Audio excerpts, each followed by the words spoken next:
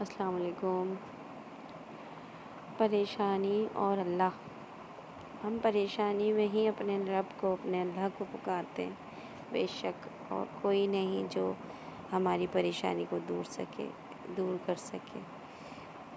बेशक अल्लाह पाक ही है जो हमारी परेशानियों को, मुसीबतों को हमसे दूर करता है। परेशान मत हो, अल्लाह आप पे आपकी ताकत से ज़्यादा बोझ नहीं डालेगा।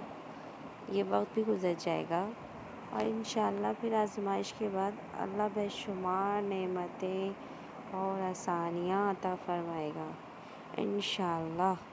मायूस मत होना, अल्लाह है ना, वो सब अच्छा करेगा इंशाअल्लाह। सब्र करके देखो, क्या पता अल्लाह की भी वही रज़ा हो जो तुम्हारी रज़ा हो। बेशक व्यूअर्स, मेरी वीडियो पसंद आए तो मेरी वीडियो को शेयर कीजिए, लाइक कीजिए और चैनल सब्सक्राइब कीजिए। मेहरबानी होगी।